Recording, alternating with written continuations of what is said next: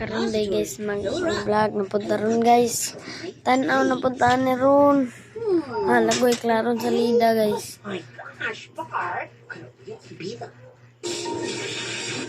Na siya guys.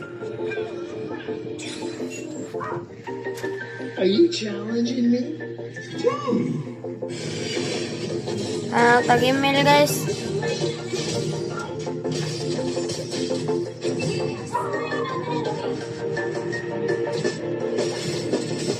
More than evidence. Want to get off that darkest ground. The gravity pulls you straight down.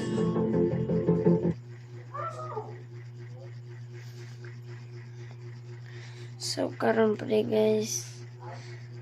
Kani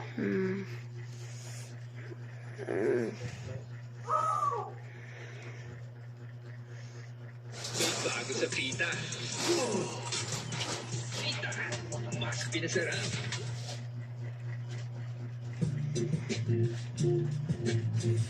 skip kaya ge. Skip.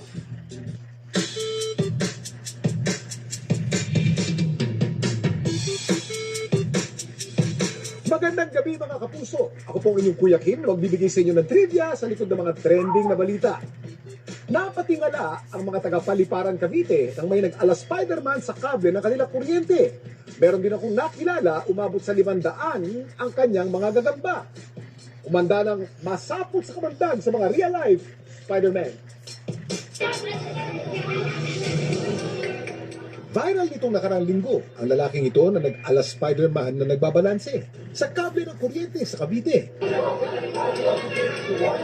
Pero hindi po siya ang superhero sa kwento dahil napag-alamang tumatakas ng pala itong magnanakaw. Ang suspect animoy gagamba sa tindi ng kapit sa kable. Pero makalipas ang ilang minuto, ang kable bumigay.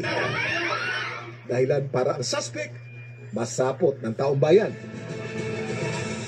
Kuya Kim, bakit hindi basta-basta nalalaglag ang mga gagamba kapag ka nakakapit sila? Kuya Kim, ano na?